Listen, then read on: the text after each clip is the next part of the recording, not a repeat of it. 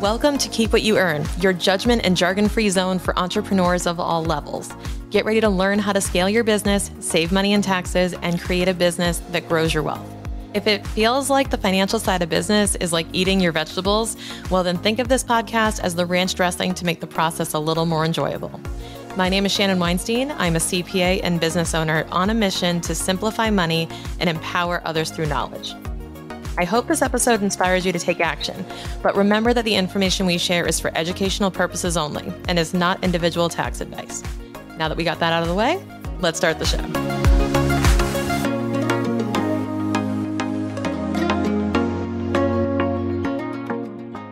While you're in growth mode in your business, it's pretty hard to think about the idea of selling it or saying goodbye to it, right? It's kind of like when you have a newborn baby, you don't think about graduation day.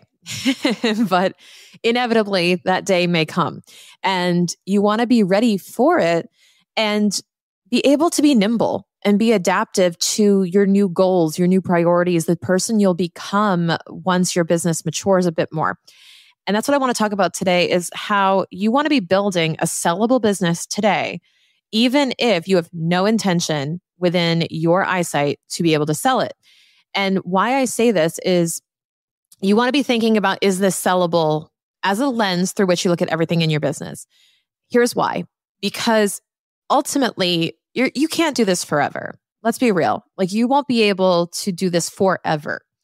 You know, your life is finite. I mean, it's true. Your life is finite and you can't guarantee that it's just going to run on its own without you.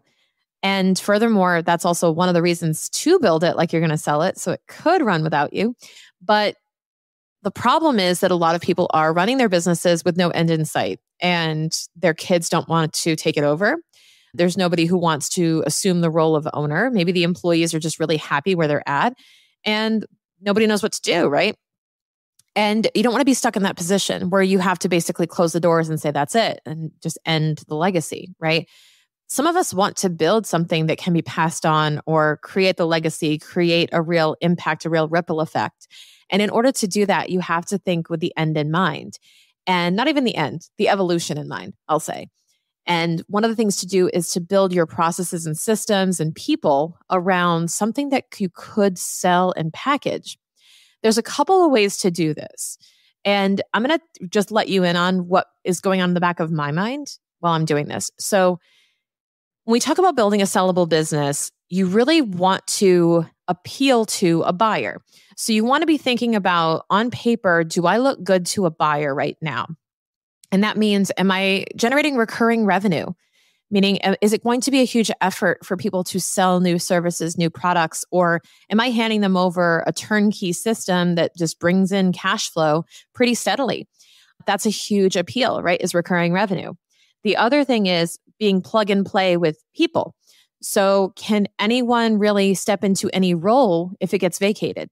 So if you were to sell your business and your general manager quits or your operations manager, your integrator, whatever, quits because they liked working with you and they don't want to work with this new person, can they still run the business with the same effectiveness? Now, of course, your people are very valuable to your business, but do you have systems and processes? Do you have methods? Do you have trainings that would enable someone to step into one of those roles without really shattering the business's processes and efficiency and effectiveness? You want to make sure that you're passing on something that is a product that is appealing as a product and a buyer would actually want it.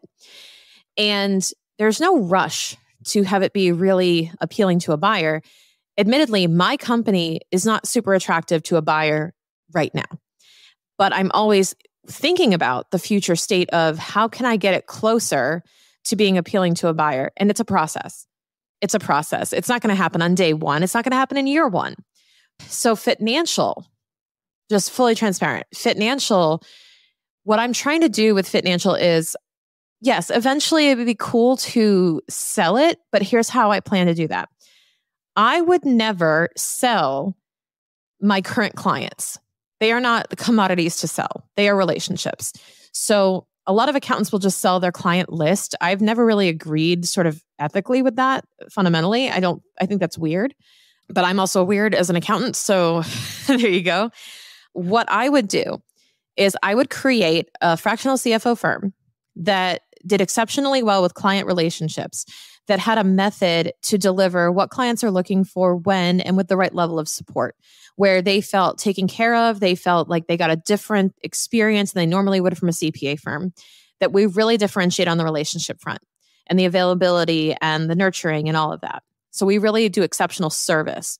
In order to deliver exceptional service, however, it has involved me being involved in nearly everything. And it has involved being really attentive to their needs. So if you think about it, I have a first class cabin of CFO clients, which means I only have about 12 seats to fill. If I have more than that, then I won't be able to serve them with the same level of attention. So based on that, I'm kind of capping myself. But here's the thing. In the process of building this first class cabin method, I can then jot down what I'm doing, how I'm doing it, how I'm delivering it, how the pricing structure works, how the offers work, what's included, what's not included, what has to happen at every stage of every month in order to deliver our service, mechanically, how the assembly line works, how the team interacts with each other, what tools we use, right? Our tech stack. If I have all of this documented in terms of the recipe, right? The recipe on how to deliver my CFO service, I can sell that. I don't have to sell my CFO practice. I can sell my recipes. So you don't have to sell your restaurant. You can sell your recipes. You can sell the method. You could trademark it. You could even license it. So you could franchise it, right? This is literally how franchises work. The franchise that starts the whole thing figures out how to unlock the right level of service, the right brand, the right, message to the T. And then they basically copy and paste. They say, hey, franchise owner, do you want to do this too? Here's the entire playbook on how we did it. And if you follow this to the T, you'll be just as successful. In fact, you have to if it's franchise. But if I were to license out my processes or I were to sell my processes, I could make great money doing that while also serving my clients that I want to in the capacity that I want to. And I think that's the goal. Is I never want to sell off my clients. I would never want to do that. The only way I would ever do that is if they were working with a CFO that worked with me and that they knew and loved as well, that they were just as cared for. They were just as happy with another person that I had connected them to. That's the only way I'm going to do that. But if I were to sell my methods to another CFO, they could initiate their own relationships with their own clients. They could market their own services in a certain way. They could leverage my branding to be able to do that, knowing that Shannon wasn't going to be the one serving them, right? Because that would remove me from the branding. And I think that would be super cool if Financial Solutions, or if we rebranded it, whatever, could offer some type of a fractional CFO service under a common method. Now, am I close to getting there? Absolutely not. But am I acting every day like that's what's going to happen? I am. And when you act every day in these micro actions, like you're building something that is worth selling, scaling, licensing, then you're going to be more on track on a 1% everyday basis towards that goal. So you really just have to be thinking about, how could I take a small action today to better position myself for the future decisions I'm going to make that I haven't even dreamt of yet? I couldn't even dream of the idea of selling Financial right now, even though it's not that crazy to think about in terms of the event actually happening. Whether I want to or not, it's a different story, but could I sell it? That's nuts to think about. So when you're building your business, even if it feels like it's in its infancy, just know that the decisions you're making today, the small micro actions you're taking, are contributing toward that future.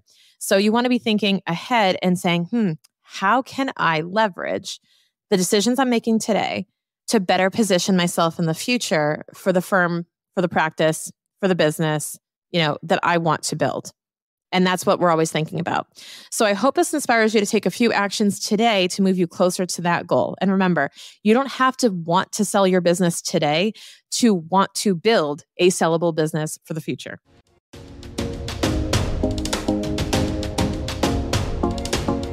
Most accountants will try to bill you for those quick questions or make you feel like you're bothering them.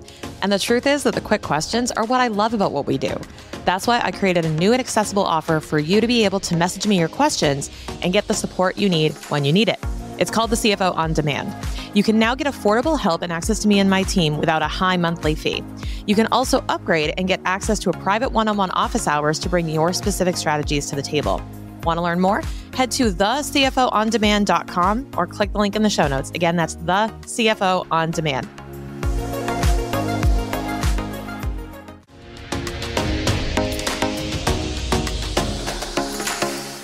Thank you so much for listening. If you enjoyed this episode, please leave a rating and review on your podcast platform. This small action goes a long way for podcasters to get our message heard by more business owners just like you. Be sure to check out the show notes for links to information about our guests and ways to get in touch with me. We'll see you on the next episode.